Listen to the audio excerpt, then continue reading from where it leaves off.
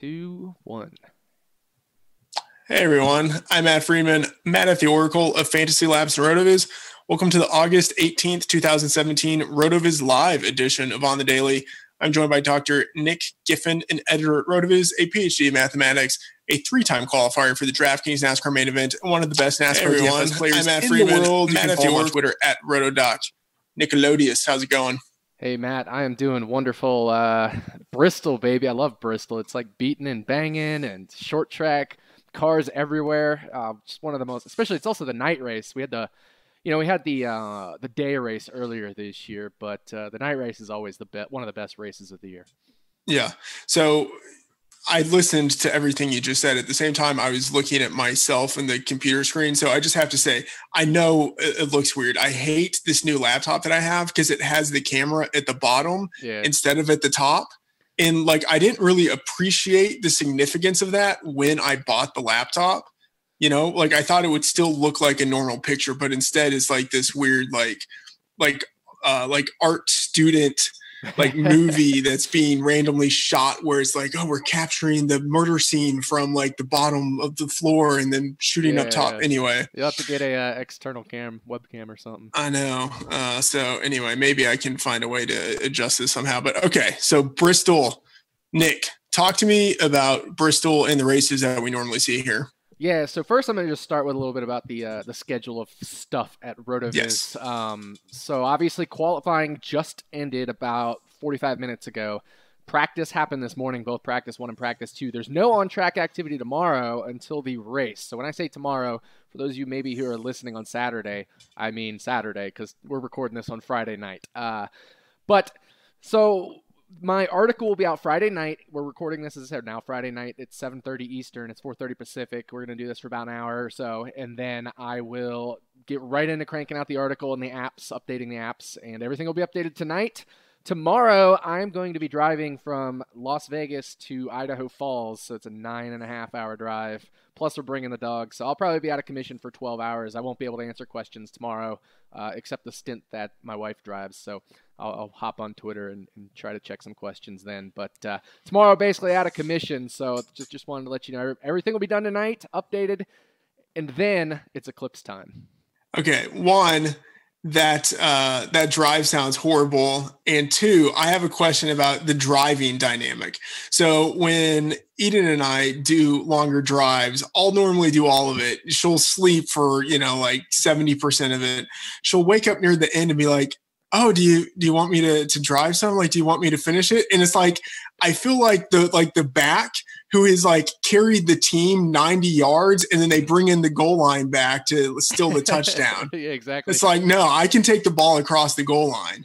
No, so my favorite story is when we were at Watkins Glen for a race, my wife and I and my younger brother. And what we did is I actually just powered home the whole way. So I did the 13-hour drive or whatever it was all the way home, 12.5 hours back to North Carolina and just powered through. And usually I just drive the whole thing, but because we're going to leave so early tomorrow morning and she's got the early job, I can sleep in a little bit, but she's got the early job. She's actually, I think, going to drive maybe the first 2 or 3 hours while I nap. And then I think during a break in the drive, we're going to be in Utah. I'll be able to enter my contests and maybe stop and answer some questions for lunch and then try to set my lineups before the race and all that. So I probably won't be playing too much this weekend. But I'll enter maybe 20 lineups or something like that.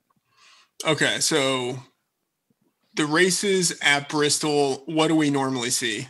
Yeah, so Bristol, just over a half-mile bull ring, and it is steeply banked concrete. It's such a fun race to watch. There's cars, as I mentioned, everywhere, and they're going to try to be 2 lanes in this race. They're adding that compound to the bottom groove so that the bottom groove is preferred. But I know as the race goes along, the top groove will come in for sure, and that's where Kyle Larson will continue to shine. I definitely think we'll see some crashes, especially with the intensity of the race. 3 races to go until the chase. We've got drivers like Matt Kenseth, Joey Logano on the outside looking in, Clint Boyer. So these are some big names here. And then you even have names like Dale Jr. or a couple other names here who could surprise. Now, it doesn't sound like Dale Jr.'s got a very good car this week, but most times he could surprise. So It's going to be an interesting dynamic of the race. I think we're going to see a lot of intensity, and I think we could see a much more unpredictable race than the first race this year at Bristol. Stage strategy, I'm not really sure what to make of stage strategy. It's going to be just such a weird race this weekend that I think, we'll just get so many cautions that I don't think we can really pick out a strategy from the beginning that'll work. Okay, well, let's start with the most important thing, Dominator. So there are 500 laps this week. What is your strategy for Dominators? Yeah, I mean, with 500 laps, you're going to need at least 2 Dominators in every single lineup and probably 3. It depends. I mean, a couple years ago, we saw a race where Joey Logano and Kyle Busch combined to lead like 450 of the 500 laps. So in that case, you only needed 2 Dominators.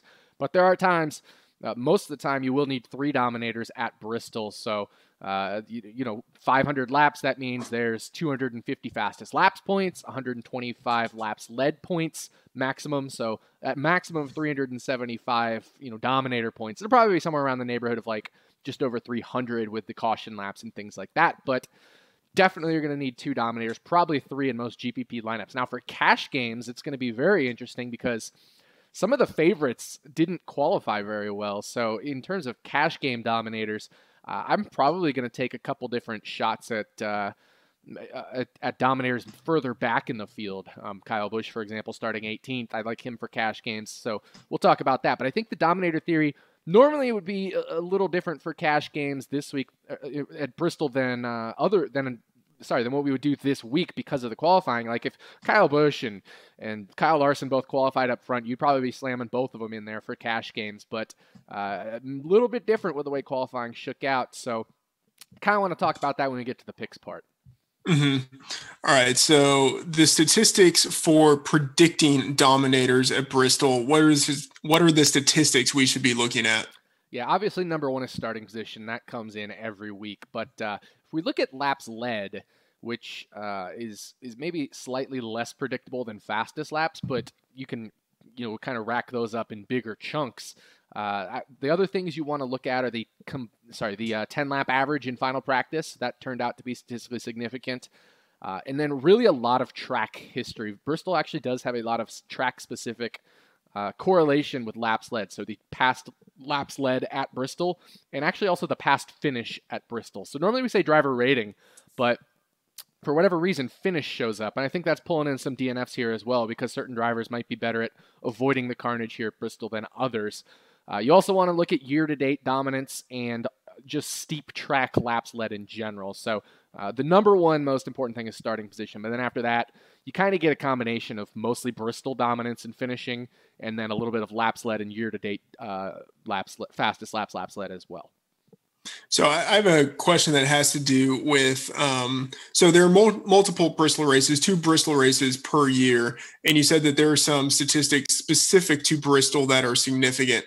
I'm wondering if you've noticed that just kind of like bigger picture, the tracks that have multiple races per year, do those seem to have statistics that are more specific to those tracks that are more reliable than the tracks where there's only 1 race per year? Yeah, that's actually a really good question because one of the variables in my model that I don't really talk about is a spring and fall variable because when we go to the first Bristol race, it's only the 8th race of the year. So using year-to-date data isn't as strong as using year-to-date data when it's the 24th race of the year. Now, that said, we could be looking back too far in history. So I also have a variable that looks at the last N number of total races. And so in this case, at Bristol, it turns out year-to-date is pretty significant. And then there's a shorter-term factor in there. It's about last 8 races. So it actually kind of makes sense that it's 8 races because it is the 8th race of the season. So actually the last 8 races would be 7 races and then Homestead from the prior year at the spring race. But in the fall race, we're only looking back the last 8 races. That's going to bring Joey Logano down a little bit because he's struggled so much lately. It's going to bring Dale Jr. down a little bit because he's struggled so much lately. So there's a shorter window built in as well for the spring race than for the fall race. We call this the fall race, even though it's August. Than the spring race where there was just kind of the year-to-date window, and then actually it also looked back 15 races for the fall race, for the spring race, the first race of the year, where it looked back a little bit into last year as well because there hadn't been a huge sample size of races yet. So it's not really necessarily any specific stats, but it's just what windows matter, and it matters a little bit differently for the fall race than for the spring race. So we're talking here for the fall race, the second race of the year. We like looking at a lot of year-to-date stuff, and then there is a smaller 8-week window that is less important. It actually goes more with the finishing position than the Dominator stuff. Mm-hmm. All right. Well, speaking of finishing position there, what are the statistics that are important for predicting finishing position? Yep. So we talked about the shorter 8-week window. So that actually is more important for finishing position than dominance.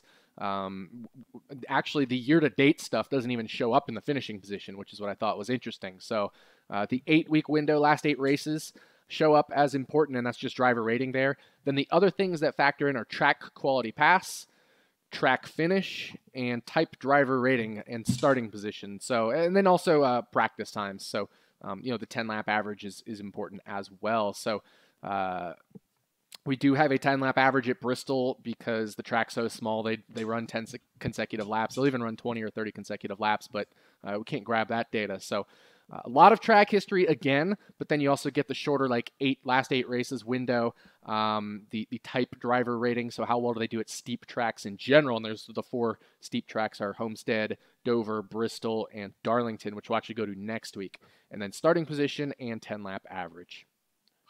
All right.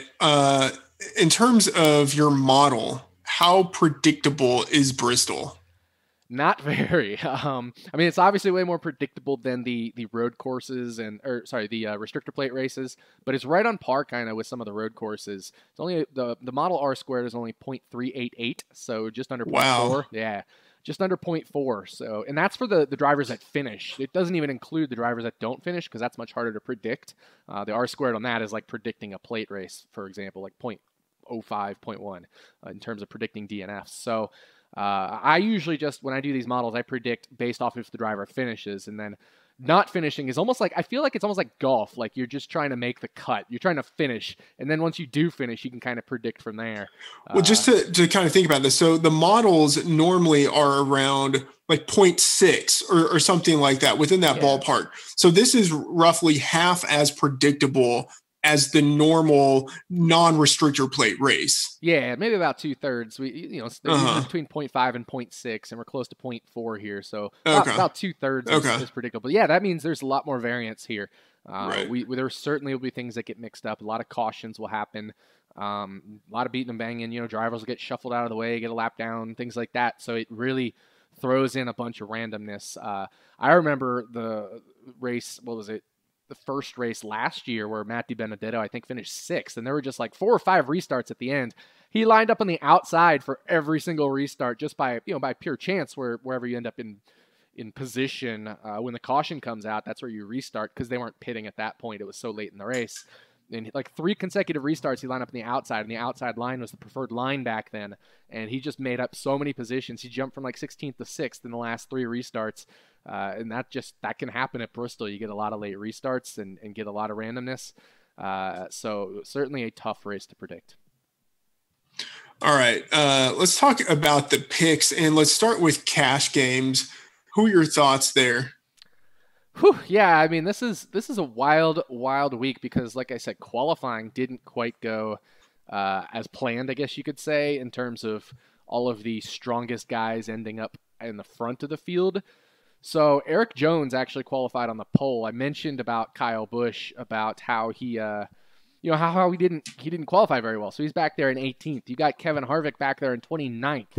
It's pretty easy to play Kevin Harvick starting 29th in cash games. You could make a case for playing Kurt Busch starting 25th, Kyle Busch starting 18th. So there's options there, and I think what it'll come down to is you probably can't fit them all in, so you need to pick which ones you think will be the best ones. But those are the 3 I'm eyeing right off the start, and then I think you're also going to want to probably have Eric Jones in there as well for those guaranteed Dominator points at a little bit of a cheaper price tag. Okay, and then talk about GPPs. Yeah, so GPPs, I'm actually pulling up the starting lineup right now because, of course, Excel just crashed on me. But so it's going to take just a minute to pull up the starting lineup.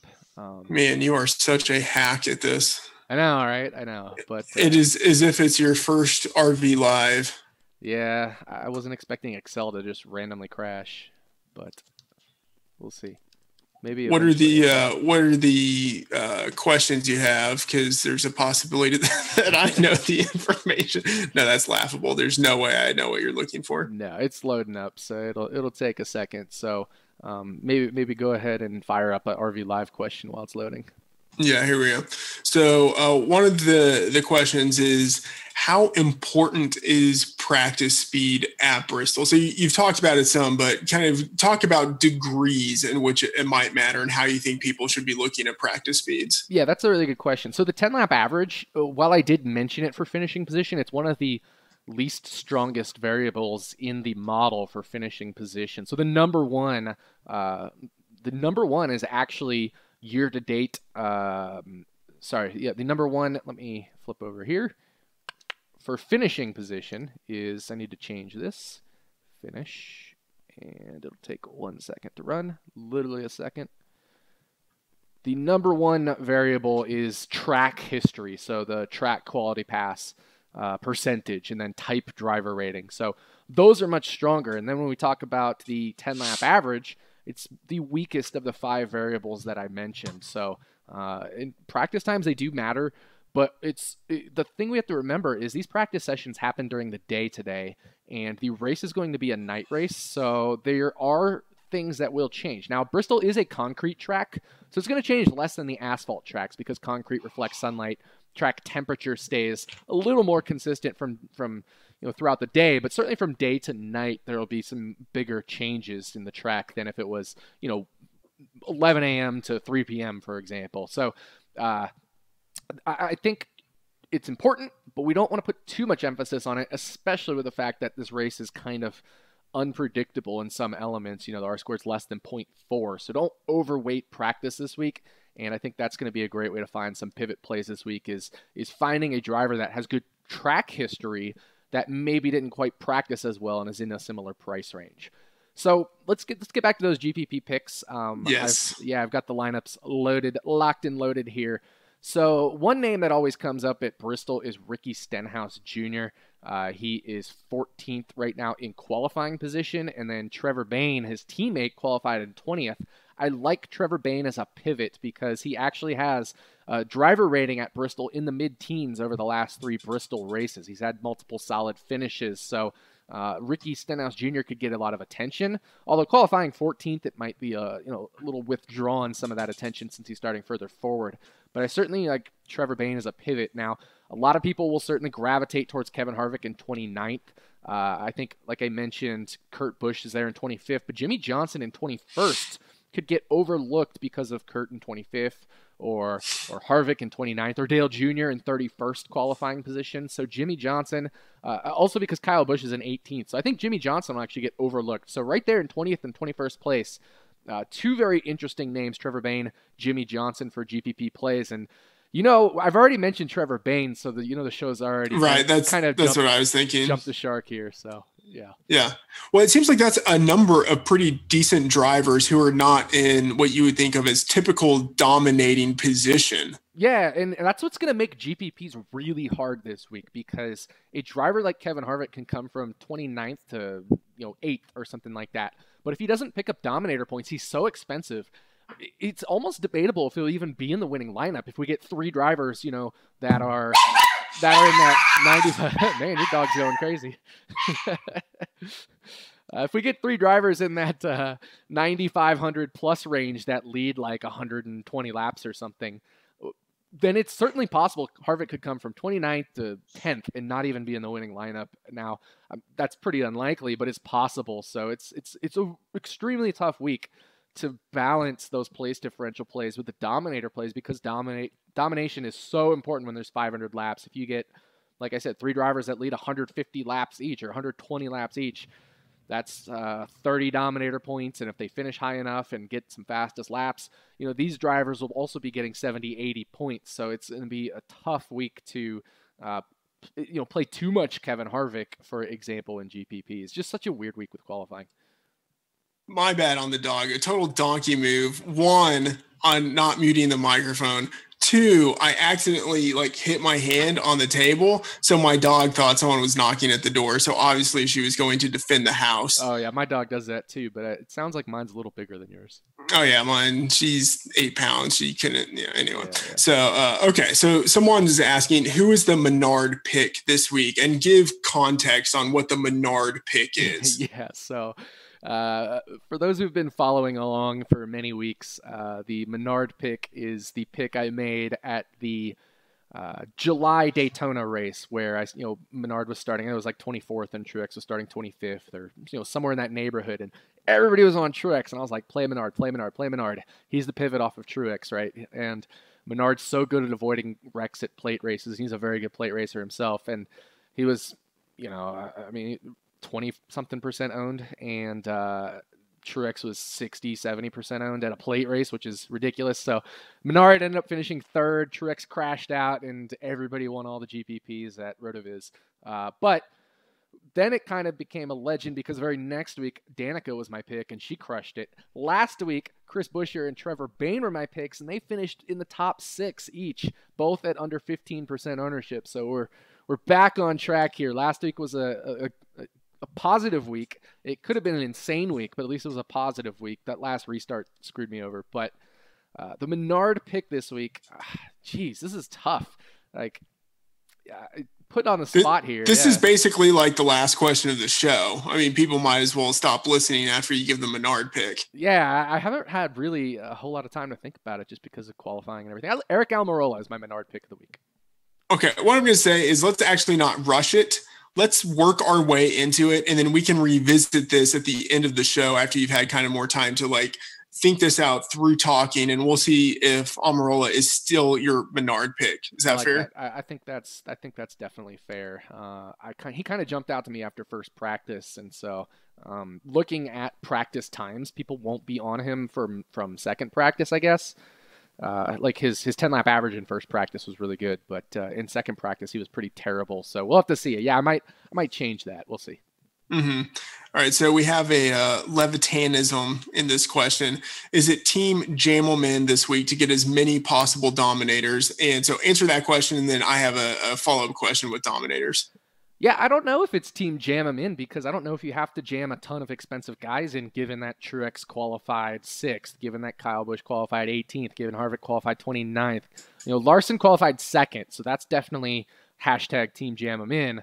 But I think Denny Hamlin certainly has Dominator potential. Matt Kenseth has Dominator potential. Chase Elliott. So I don't know.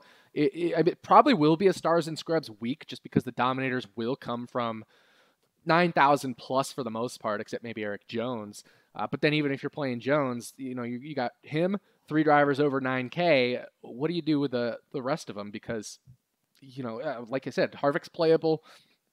Kyle Busch is playable. Jimmy Johnson's playable, all starting back there.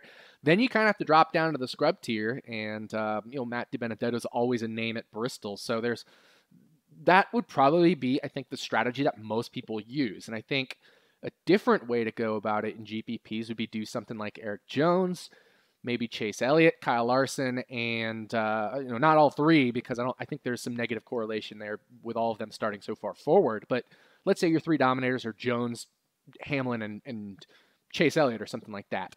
Well, Jones is in that 8K range. Elliott's in the lower to mid portion of the 9K range, as is Hamlin. Then you could do something like Dale Earnhardt Jr. and Kurt Busch or Kurt Busch, who are starting way back there as well. So you go a little more balanced approach, I think could be kind of the contrarian GPP strategy this weekend. Okay, so my question with Dominators is that you've mentioned a couple of times the idea that it's feasible to roster some of these drivers who aren't starting as far forward and they could still potentially be Dominators. So I'm wondering, and that's not always the case at different tracks. So I'm wondering if you've, and I'm sure you have, but if you've looked at this and you could give the data as to kind of like the probability of a driver starting a little further back, still actually being able to dominate in comparison to what those odds are at another type of race. Yeah, definitely. So I've already run the model in terms of points for Dominators, and I like to look at it like probabilistically instead of like looking at the raw points. So the model gives a raw number of laps led, but I kind of like because predicting laps led is so fraught with error. If it says Kyle Larson's going to lead 60 laps, well, it just means like he has a much higher probability of leading laps than Jimmy Johnson, who it's predicting for like 30 laps led. I'd say probably double the probability or even more. So in this case, compared to other races, Dominators usually come from the front, the 1.5 mile ovals especially. Your fastest guys also tend to qualify up front. But Bristol, you make a little mistake in the corner, and instead of starting first, you're starting 18th as Kyle Busch is, and that's what happened to him. He actually had one of the fastest cars in the first qualifying session, but in the second qualifying session, he made a little bobble way back there. But the thing about Bristol is we get so many cautions, different strategies, that Dominators can come from further back at Bristol than a lot of other tracks. Now, that said, it's still less likely than somebody leading or somebody up front, which is why starting position still factors into both laps led and fastest laps in the model, but it is a little more spread out. So, there definitely is a probability more here than at other places that a Dominator could come from further back. Okay, so we have a question about your favorite Joe Dirt Cheap driver. Who is it? Yeah, I mean, I think Matt DiBenedetto is the obvious choice. He qualified 34th. He has the 10th best average finish among all drivers the last 3 Bristol races. So he's 5,800. Steep tracks are his thing. The model projects him for about a 22nd place finish, and he's starting 34th. So that's 12 place differential points, and then 22 finishing position points. So that would be 34, total 34, 35-ish total DraftKings points for a driver that's under 6,000 would be very good. So the model likes Matt DiBenedetto the best, and I would have to concur with the model. I guess the question is, how chalky do you think he's going to be? He's going to be very chalky in terms of a Joe Dirt cheap play, especially people seeing those finishes that he's had in the past. One inside the top, like 20, and then the other one was 6th or something like that. Don't have the exact numbers in front of me, but I definitely think he's going to be chalky. So there are good pivots off of him. I think one of the better pivots off of him might be Corey LaJoie, for example. He had a good showing in the fall race. The spring race, so the first Bristol race. I think you could use him again. And then, obviously, Michael McDowell's starting a little bit further forward, but he's been showing well lately, and Michael McDowell is a driver that I think we could, in that cheaper range that we could use this weekend as well. Okay. This is similar to the question I just asked, but is he your favorite GPP play under 6,900?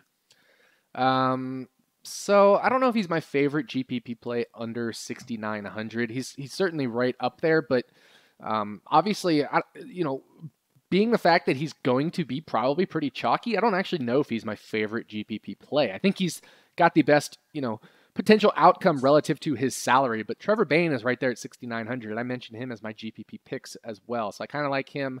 Allmendinger had a very good final practice at 6,200. Chris Buescher has been just slam flying right now at Bristol this weekend. So those 3 I think are also really in play for GPPs.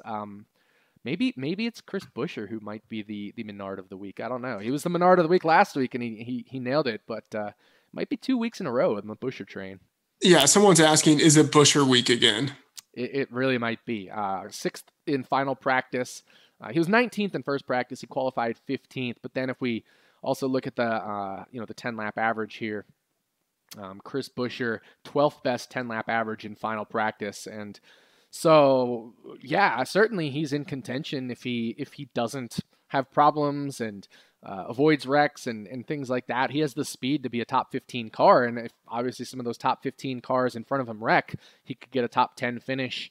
Price down there at 6,000, a top 10 finish would just be insane for Buescher. I mean, that's 39, 40 fantasy points for a top 10 finish with no other, added points for fastest laps or laps led. And he'd probably accumulate 1 or 2 here or there in some manner. So you're probably talking at least 40 points for Buescher if he finishes in the top 10, 6,000. That's better than Matt DiBenedetto if DiBenedetto, finishes 22nd, for example, as the model's predicting. So I definitely like Buescher as a solid play at that range as well.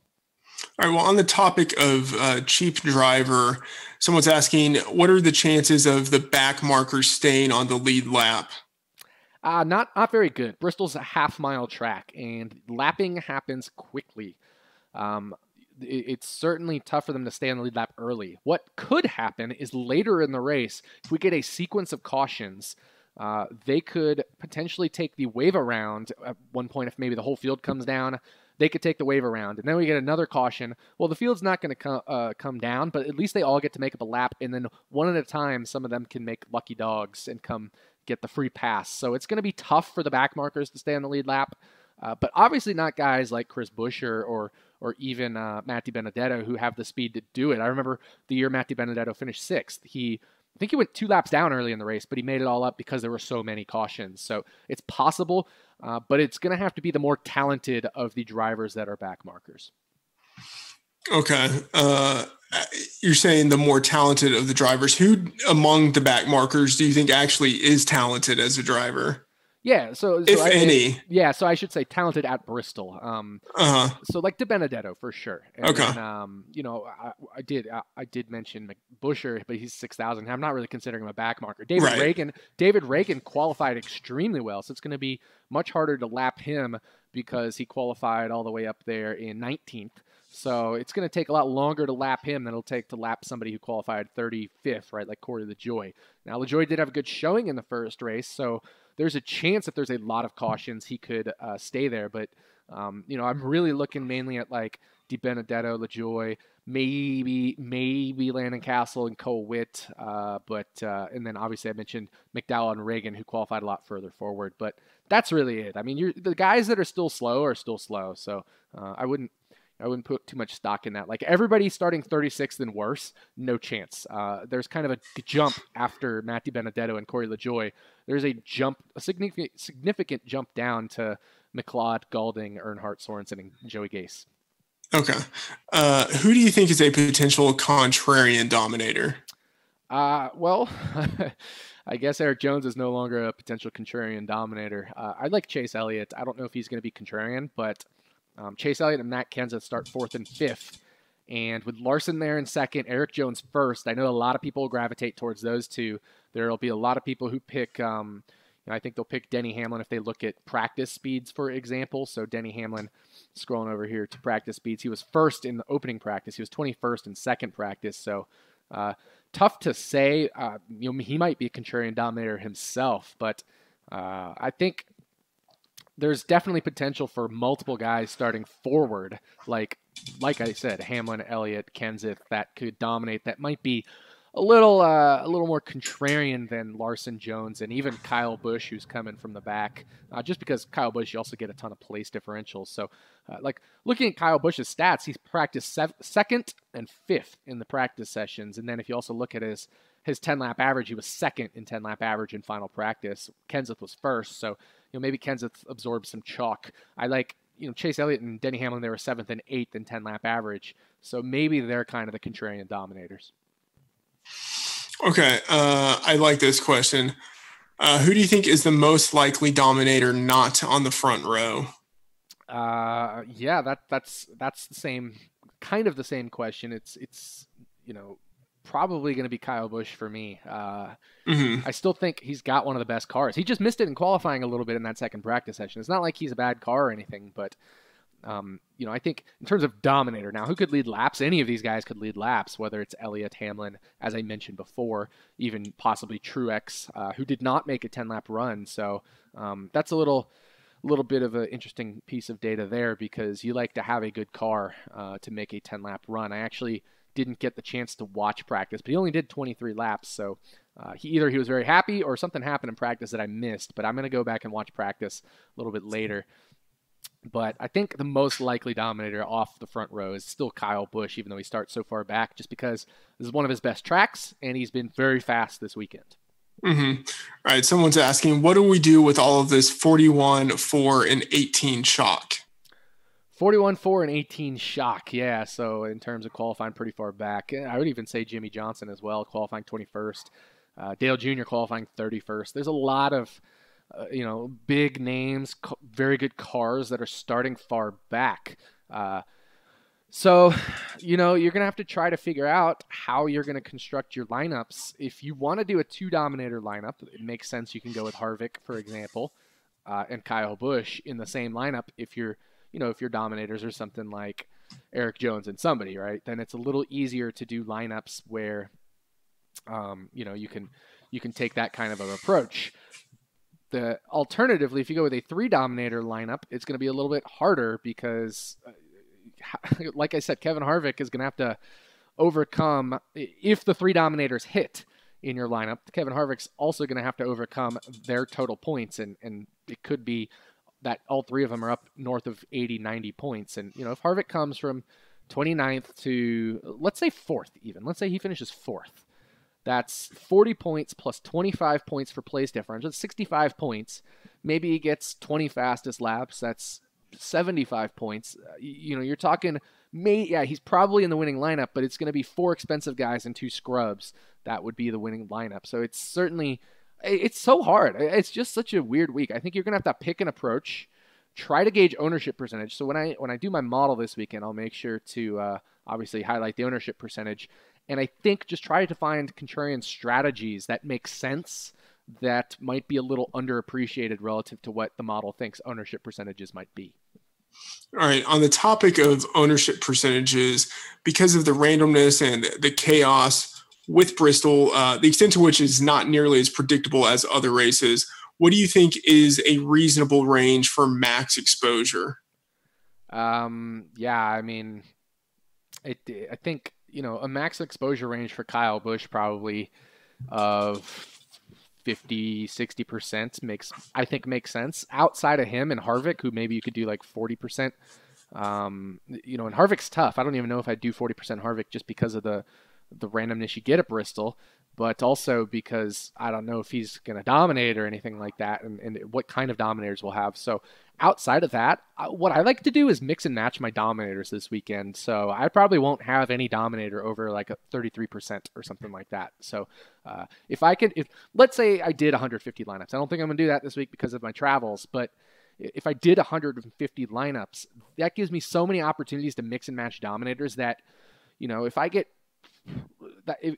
let's say there's what's 150 divided by 15, let's say 15, and I can do 15 combinations of dominators and still have 10 each of those combinations, 10 lineups of each combination. So that gives me 10 lineups where I can then pick and choose which place differential and finishing position guys I want. So that's what I like doing, is mixing and matching the dominators, because if I hit that duo or trio of dominators, I now have 10 lineups that have a chance to win the GPP. So that's what I like doing when I max enter at Bristol, is totally mixing and matching my dominators, and then going maybe a little more chalky on some of the place differential / finishing position type plays. All right. So just to follow up on this, you said 50 to 60% as a potential max exposure for Kyle Busch, right? Yeah, I think that makes sense. And that's because he has dominator potential and place differential, finishing position potential. He's the triple package this week, if you will. A lot of races where a driver like Kyle Busch or Kyle Larson qualifies 34th or 5th or 6th or whatever because of technical inspection, it's not those 1.5 mile ovals, and it takes them a long time to make their way forward. They don't end up getting dominator points. So in this case, because of the nature of this track, where dominators can come from further back, Kyle Busch could lead 100 laps, win the race, and get place differential as well, and just absolutely destroy, in points. So because he has high potential in all 3, I would say high potential in finishing position and place differential, and medium to high potential in dominator points, you got to use Kyle Busch this weekend in a lot of lineups. I think, barring a crash, he ends up in the winning lineup.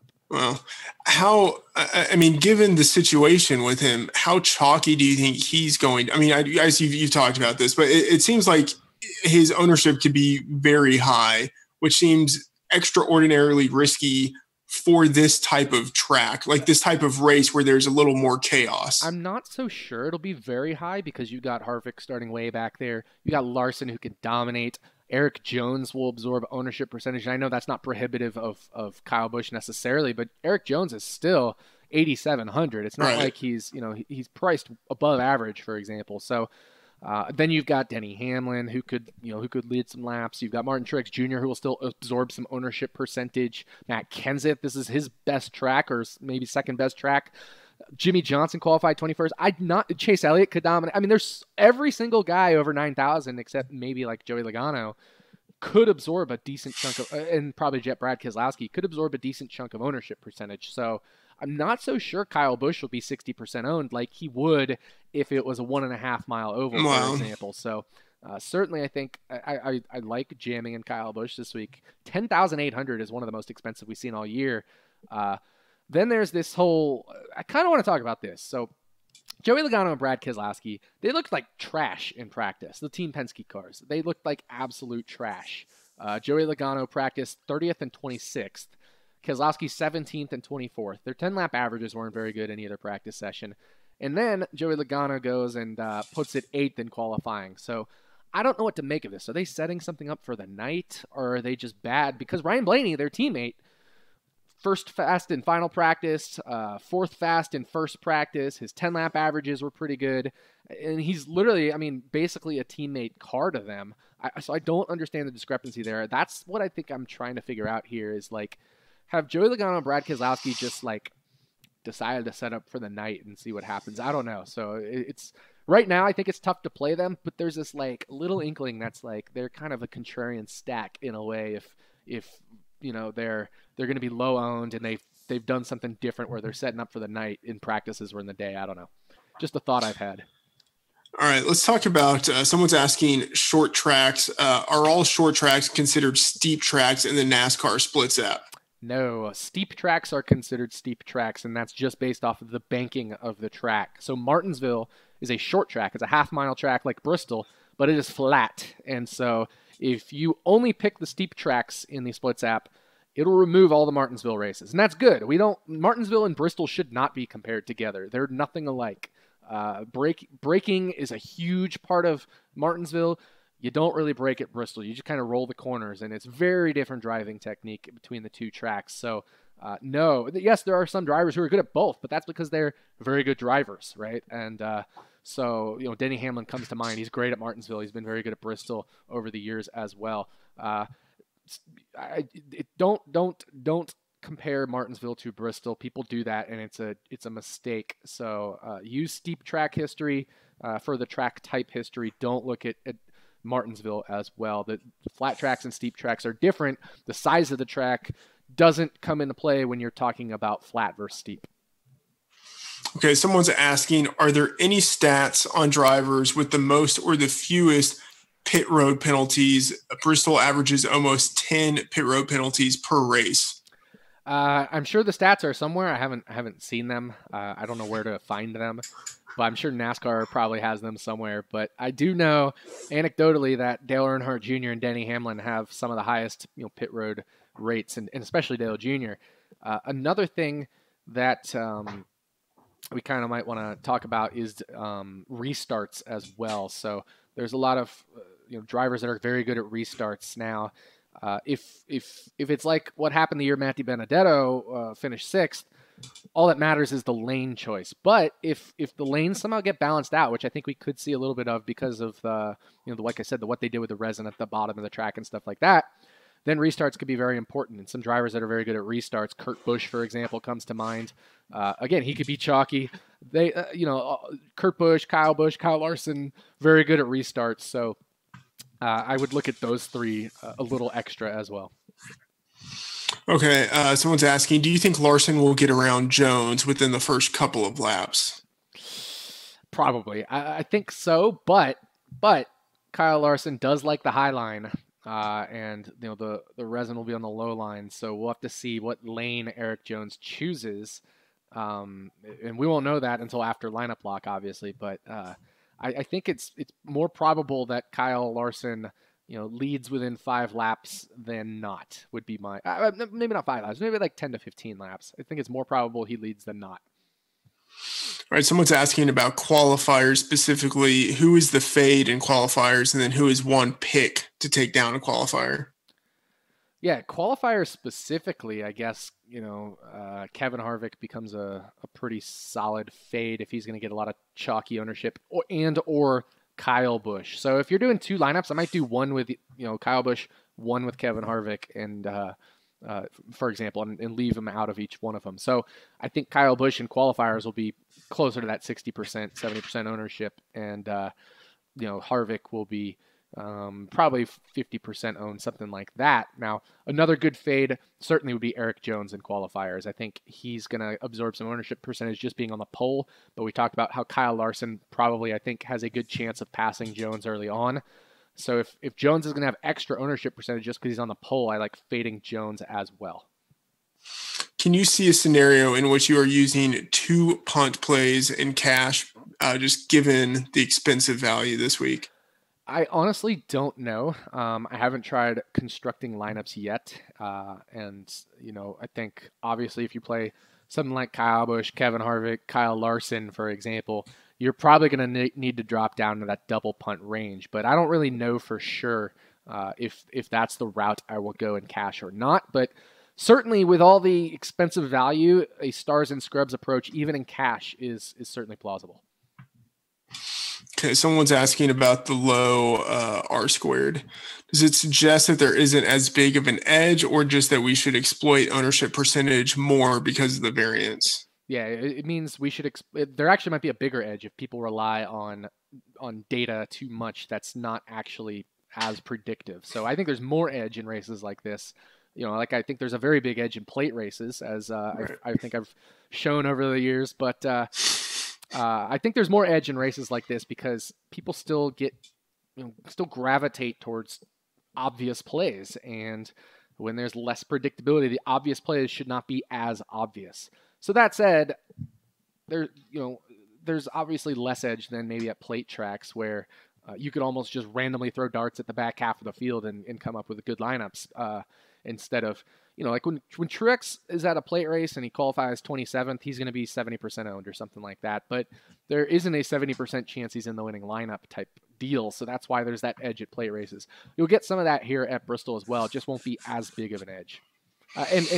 But yes, you still should play ownership percentage to kind of wrap that up. All right. How are you looking at Truex this week? Really, really tough to say. I think you kind of just have to look at his single lap practice times because we don't have a 10 lap for him in final practice. So 7th and 11th, if he's going to practice like that and he's not going to dominate, he's not worth playing. He qualified 6th. He's a very interesting fade candidate, but kind of in a game theory way, if he does dominate, he's going to be low owned. And that's what happened in the first Bristol race. Everybody's off him. It's not one of his best tracks.